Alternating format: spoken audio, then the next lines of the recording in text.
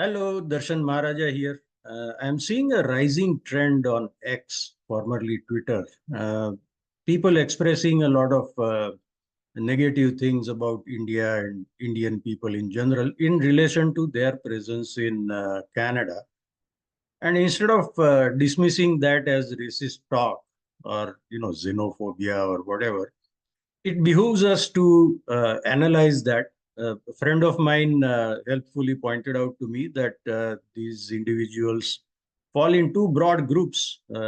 Number one, the people who have been radicalized by the excesses, frankly speaking, of the various forms of immigration, the what is officially the immigration, as well as international students, temporary foreign workers, and refugees. And I feel a little bit in an odd condition because I devote a lot of time to expose some of the uh, malpractices that are going on in that area. And then, because of the rising awareness that I have contributed to, I won't say that I've caused it because there are a lot of other people also doing that, but I have contributed to that. And a result of that is that a lot of people have become radicalized, maybe, or feel more confident of expressing their negative views, which they always had. This is what my friend pointed out, that this is the second category. People who firmly believe that Canada is meant for people of European origin only, and that anybody who is dark skinned doesn't belong here. Now, this conveniently overlooks First Nations and indigenous people in general. But in these ideologies, such nuances are normally not factored in. You can't ask what if or what about this, because then it gets dismissed as what aboutery. But talking of the first group, people who have become radicalized, as I see it, our officialdom has contributed greatly to that radicalization. I'll just give you some examples.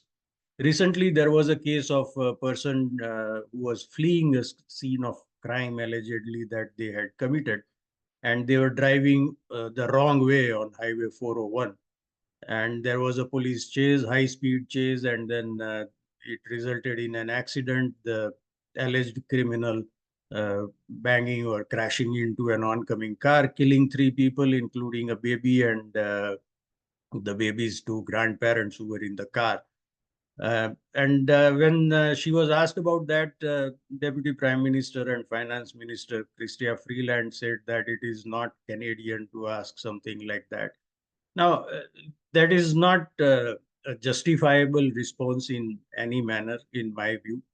But these are the kinds of instances. Secondly, there was this court verdict out in Alberta where an international student was from India, was found to have sexually assaulted a lady at a bar, and the judge gave him a shorter sentence than was warranted, just so that the student would not be deported. Then we have Minister Miller blatantly misinforming Canadians as to whether there are any criminal background checks of international students, which they aren't, and especially they aren't in the case of India, in which context he was being asked this question. Remember, this was about the three Indian nationals who are here, I think, on international student visa. At least some of them are, if not all three. So he was being asked in that context, and he said, yes, they do undergo criminal background check. These are the kinds of instances where a lot of people, including myself, feel that the officialdom is giving undue cover to newcomers to Canada, and because there is a preponderance of people from India in that cohort, it is natural for such anti-India or anti-Indian feeling to crystallize. Now, then the actual solutions that we can talk about are sidestepped. For example, people who are out of status, they came here on a temporary visa. It may have been international student or visitor visa or whatever. And their visa expired. They decided not to go back. They are still in Canada. The numbers vary from 400,000 to 1 million. The chief economist of CIBC has said that the number is around 1 million. Officially, they are saying it is anywhere between 400,000 to 600,000. And instead of finding ways to make sure that they leave Canada, uh, now the musings have started in federal government circles of legalizing their stay. Now, this is a complex issue. It's not like everybody cannot be legalized. I checked with an immigration consultant, and there are certain cases where legalization would be the preferable option. For example, if there is a spouse visiting and their permanent residency application is in process, then you extend it until that application is decided, whether the application is granted or refused. So that is a milder case of overstay compared to someone who came here on a visit visa and simply decided to stay here and not go back to their country of origin. So this again fuels the anti-foreigner sentiment, and it is justified. I wouldn't call it xenophobia. Then there are things that have existed for a while, but people didn't know about it. Someone dug it up, threw it out on Twitter, and then it gained wider circulation. And people came to know that there is a grant for employers to be subsidized for employing newcomers. Now, at a time when Canadian kids are and young people are finding it very difficult, if not impossible, to get a starting job where they get exposed to work culture and how to deal with customers and things like that, they are being deprived of that. And I have myself spoken much about the fraud that is going on in LMIA, that is a labor market impact assessment, which is a document that enables an employer to hire a foreigner. I'm not saying foreign national because even permanent residents are foreign nationals, but a foreigner outright can be hired. And this is not just limited to the minimum wage, unskilled or low skilled jobs. It is now migrating up the food chain, if I may use that horrible term, uh, up the food chain to higher paying jobs requiring more skills.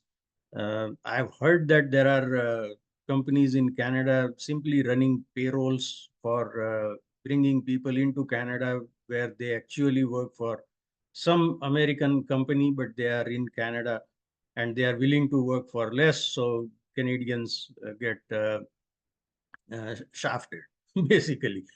And it is not about racism here, in my view, because the people getting affected, the Canadians getting affected, are of all races. They are representative of the Canadian society. And the problem is that for the most part, or at least for the visible part, the ones we see, the cases we see, relate to people from India. So this has to be tackled in time. Uh, I mean, it is possible to argue against my statement here that maybe I am reading too much into it. But in all humility, I point out that 2 years ago, I wrote an article in June 2022, warning of mass immigration, which has become an issue in the last few months, maybe not more than 6 months. So this is the benefit I get from interacting with people at the grassroots, where I can see what their genuine concerns are. And here I am convinced that kicking the can down the road. For example, even when Minister Miller made his bold announcements of reducing international student numbers and all, after that he followed that up with what? Extending the work permits of international students in Manitoba, thousands of them. Now they are talking about legalizing the people who have overstayed. This only serves to inflame the sentiment further. And because in many of these cases, too many, and probably the majority, you see the Indo-Canadian community taking undue advantage of the system because the system has so many gaps or lacunae.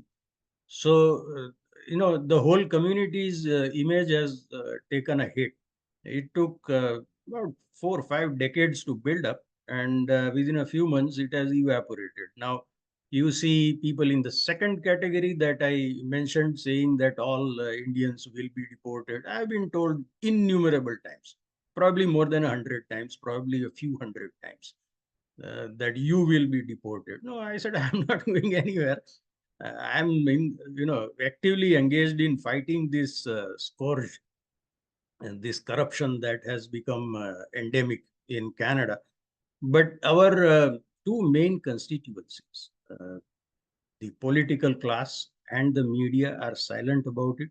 In the meantime, the problem festers and grows. And if we don't take corrective action, strong enough corrective action, and I know the challenges. There is like potentially 3.5 million people, uh, who are here either on a temporary visa, undercutting Canadian workers, or who have overstayed their temporary visa.